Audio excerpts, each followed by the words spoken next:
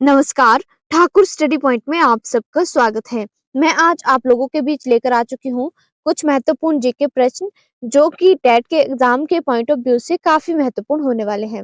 Video को शुरू करने से पहले अगर आप मेरे चैनल पर नए हैं तो चैनल को सब्सक्राइब करें, साथ ही बेल आइकन प्रेस करें और अगर आपको मेरी वीडियो पसंद आए तो वीडियो को लाइक एवं शेयर जरूर करें।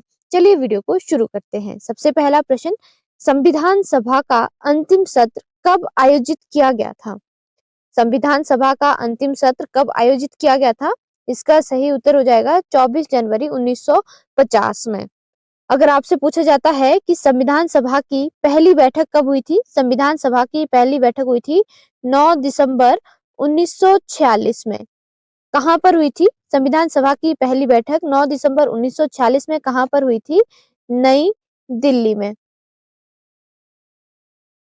संविधान सभा की पहली बैठक के अध्यक्ष कौन थे? पहली बैठक के अध्यक्ष थे सच्चिदानंद सिन्हा।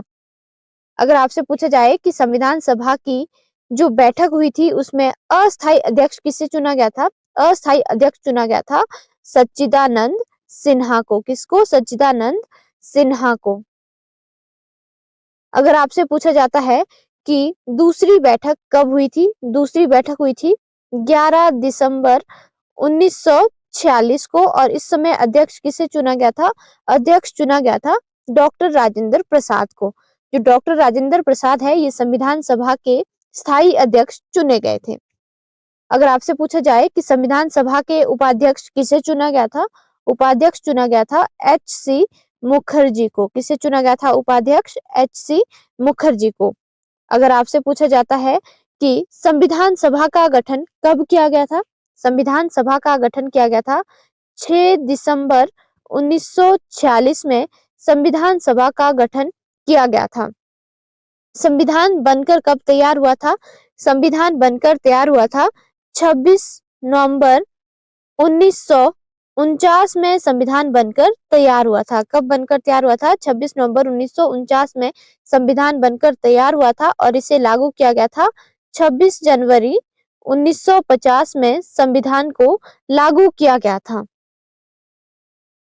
अगर आपसे पूछा जाए कि राष्ट्रीय ध्वज को कब अपनाया गया था? राष्ट्रीय ध्वज को कब अपनाया गया था? इसे अपनाया गया था 22 जुलाई 1947 में संविधान के द्वारा राष्ट्रीय ध्वज को अपनाया गया था। राष्ट्रीय गान को कब अपनाया गया था? 24 जनवरी 1950 की जो डेट है ये काफी महत्वपूर्ण है क्योंकि इस दिन राष्ट्रीय गान को भी अपनाया गया था। राष्ट्रीय गान कब अपनाया गया? 24 जनवरी 1950 में अपनाया गया था। डॉक्टर राजेंद्र प्रसाद को भारत के पहले राष्ट्रपति के रूप में कब चुना गया था? डॉक्टर राजेंद्र प्रसाद को पहले भारत के राष्ट्रपति के रूप में चुना गया था 24 जनवरी 1950 में। और राष्ट्रीय गीत को कब अपनाया गया? राष्ट्रीय गीत को भी अपनाया गया था 24 जनवरी 1950 में। अगर आपसे पूछा जाता है कि संविधान सभा में कुल कितने सदस्य थे? संविधान सभा में कुल 389 सदस्य थे। इनमें से 292 सदस्य प्रांत से चुने गए थे और 93 सदस्य देशी रियासतों से चुने गए थे। अगर आपसे पूछा जाता है कि 389 सदस्यों में से कितनी महिला सदस्य थी? महिला सदस्य कितनी थी? ये वाला क्वेश्चन जो है बहुत ही इंपॉर्टेंट है कि 389 सदस्यों में से कितनी सदस्य महिलाएं थी? इसका सही उत्तर हो जाएगा 15 महिला सदस्य थी। भारतीय संविधान के निर्माण के समय संविधान सभा में कितने सदस्य थे? भारतीय निर्माण के समय संविधान सभा में 299 सदस्य थे। अगला प्रश्न, निम्न में से किसे संविधान की आत्मा माना जाता है? इसका सही उत्तर हो जाएगा ऑप्शन सी, उद्देशिका या इसे प्रस्तावना भी कहा जाता है। इसे क्या कहा जाता है? प्रस्तावना। जो हमारी प्रस्तावना है उसे संविधान की आत्मा माना जाता है।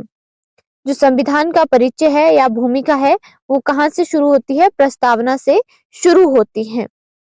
अगर आपसे पूछा जाए कि प्रस्तावना में संशोधन किया जा सकता है या नहीं, बहुत ही इंपॉर्टेंट प्रश्न है कि प्रस्तावना में संशोधन किया जा सकता है और अभी तक प्रस्तावना में कितनी बार संशोधन हुआ है? अभी तक प्रस्तावना में एक बार संशोधन किया जा चुका है। प्रस्तावना में पहली बार संशोधन कब किया गया है? प्रस्तावना में पहली बार संशोधन 42वां संविधान संशोधन 1976 में किया जा चुका है।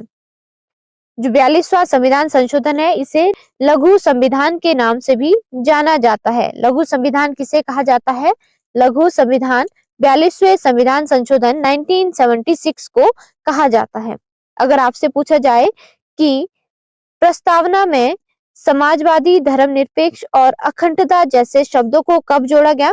प्रस्तावना में समाजवादी, धर्मनिरपेक्ष और अखंडता जैसे शब्दों को कब जोड़ा गया? 1976 में समाजवादी, धर्मनिरपेक्षता एवं अखंडता जैसे शब्दों को जोड़ा गया था। अगर आपसे पूछा जाए कि संविधान सभा ने प्रस्तावना को कब अपनाया था?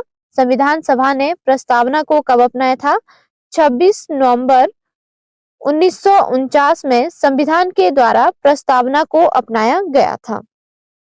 अगर आपसे पूछा जाए कि पंडित जवाहरलाल नेहरू ने उद्देश्य प्रस्ताव को कब पेश किया था? पंडित जवाहरलाल नेहरू ने उद्देश्य प्रस्ताव को पेश किया था 13 दिसंबर 1946 में।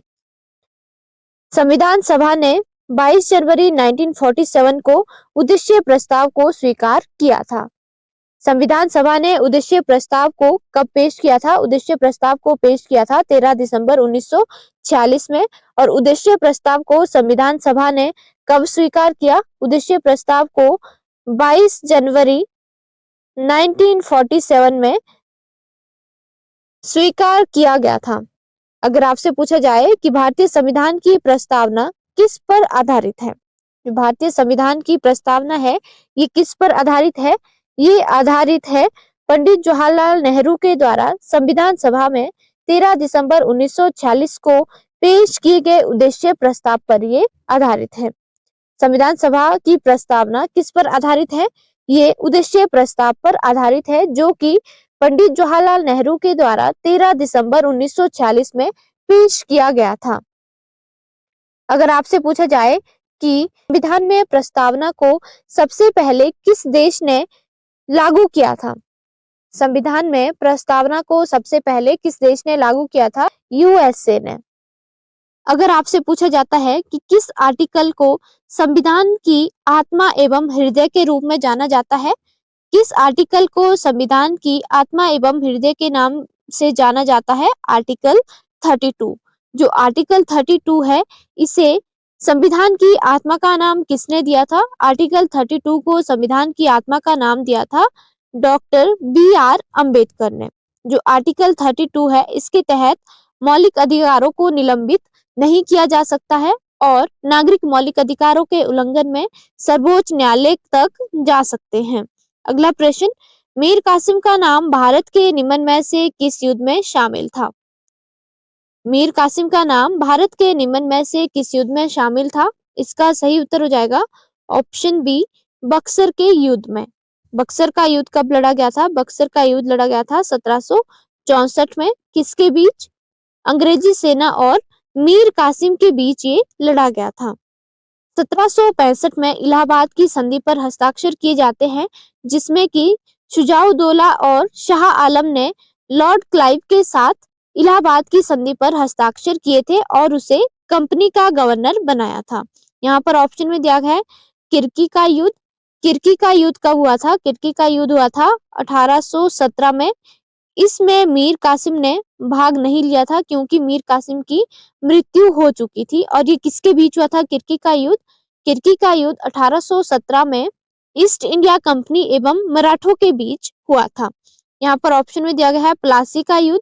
प्लासी का युद्ध कब हुआ था? ये हुआ था 23 जून 1757 में। किसके बीच? लॉर्ड क्लाइव एवं सिराजुद्दौला के बीच ये लड़ा गया था। जो लॉर्ड क्लाइव था इसने ईस्ट इंडिया कंपनी का नेतृत्व किया था और सिराजुद्दौला बंगाल के नवाब थे। लास्ट यहाँ पर ऑप्शन में दिया गया है लाहौर का युद्ध। लाहौर का युद्ध कब हुआ था? लाहौर का युद्ध हुआ था 1849 में। किसके बीच? ब्रिटिश ईस्ट इंडिया कंपनी और सिख साम्राज्य के बीच ये लड़ा गया था। अगला प्रश्न, सिकंदर लोधी का मूल नाम क्या था?